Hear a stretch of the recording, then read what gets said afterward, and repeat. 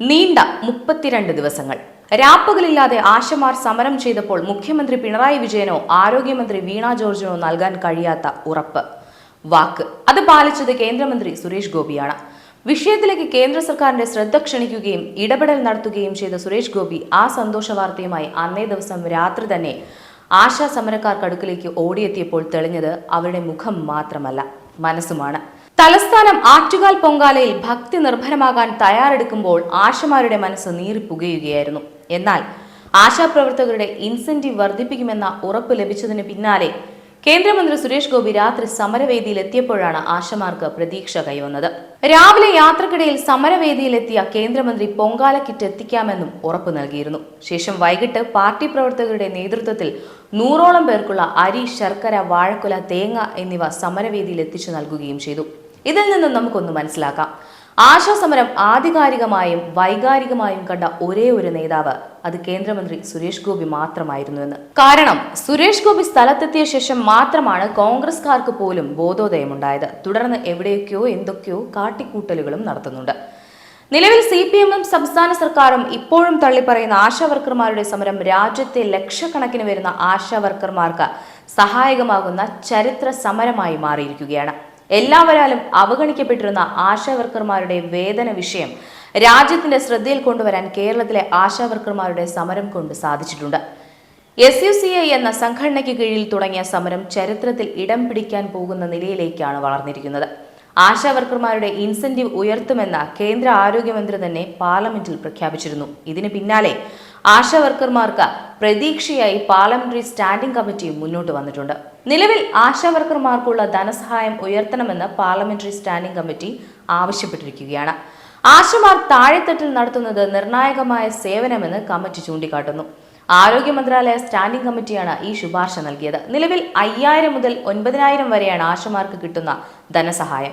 ഇത് 2 നേരത്തെ ഭക്ഷണത്തിന് പോലും തികയില്ലെന്ന് പാർലമെന്റ് കമ്മിറ്റി പോലും ചൂണ്ടിക്കാട്ടി. എന്നിട്ടും കേരള സർക്കാരിന് കണ്ണു തുറന്നിട്ടില്ല. ആശമാരുടെ അടിസ്ഥാന ആവശ്യങ്ങൾക്കും ആരോഗ്യ പരിപാലനത്തിനും ധനസഹായം തികയുന്നില്ല. ആരോഗ്യ ഗവേഷണ രംഗത്തും ആശമാരെ പ്രയോജനപ്പെടുത്തണം. ഇതിന് അധിക ധനസഹായം ഗവേഷണ ഫണ്ടിൽ നിന്ന് നൽകണമെന്നും കമ്മിറ്റി ശുപാർശ ചെയ്തിട്ടുണ്ട്. രാം ഗോപാൽ യാദവ് അധ്യക്ഷനായ കമ്മിറ്റിയുടേതാണ് ശുപാർശ. കേരളത്തിന് എയിംസ് അനുവദിക്കണമെന്നും സമിതി ശുപാർശ ചെയ്തിരിക്കുകയാണ്. സമരത്തിൽ കേന്ദ്ര സർക്കാർ വേണ്ട ഇടപെടൽ നടത്തിയെങ്കിലും കേരള സർക്കാർ യാതൊരു പരിഗണനയും നൽകാത്തത് മനുഷ്യത്വരഹിതം തന്നെയാണ്. ഇതിനെതിരെ പ്രതിഷേധിച്ച് ആശമാർ പ്രതിഷേധ പൊങ്കാലയിട്ട് ഇന്ന് സമരം ശക്തമാക്കിയിരിക്കുകയാണ്. കേന്ദ്ര ധനമന്ത്രിയും മുഖ്യമന്ത്രിയുമായുള്ള കൂടിക്കാഴ്ചയിൽ ആശമാരുടെ പ്രശ്നം വരാത്തതിന്റെ നിരാശയിലും അതൃപ്തിയിലുമാണ് സമരക്കാർ നിലവിൽ. ഫണ്ട് അനുവദിച്ചതിനെ ചൊല്ലി കേന്ദ്രവും കേരളവും തമ്മിലെ തർക്കം ഉടൻ തീർത്ത് പ്രശ്നപരിഹാരം ഉണ്ടാക്കണമെന്നാണ് ആശമാരുടെ ആവശ്യം. തിങ്കളാഴ്ച സെക്രട്ടേറിയറ്റ് ഉപരോധം പ്രഖ്യാപിച്ച് സമരം കടുപ്പിക്കാനാണ് ആശമാരുടെ തീരുമാനവും. കേന്ദ്ര ധനമന്ത്രി നിർമ്മല സീതാരാമനുമായി മുഖ്യമന്ത്രി കൂടിക്കാഴ്ചയിൽ ആശാ വർക്കർമാരുടെ സമരം ഉന്നയിക്കാത്തത് ദൗർഭാഗ്യകരമെന്ന് ആശാ വർക്കേഴ്സ് അസോസിയേഷൻ വ്യക്തമാക്കിയിരുന്നു. കണക്കുകളിൽ കേന്ദ്ര സംസ്ഥാന സർക്കാരുകൾ പരസ്പരം പഴിചാരുമ്പോൾ അതിൽ വ്യക്തത വരുത്തണമെന്നും ആശാ വർക്കേഴ്സ് അസോസിയേഷൻ ആവശ്യപ്പെടുന്നുണ്ട്. എന്തുകൊണ്ട് കേരള സർക്കാർ ഇത് ചെയ്യുന്നില്ല? പ്രശ്നങ്ങൾ അവതരിപ്പിക്കാൻ കിട്ടിയ നല്ല ഒരു അവസരമായിരുന്നു. എന്നാൽ എന്തുകൊണ്ട് ഉന്നയിച്ചില്ല എന്ന് ആശാ വർക്കർമാർക്ക് അറിയില്ല. ഇതുതന്നെയാണ് പൊതുജന മനസാക്ഷിയും ചോദിക്കുന്നത്.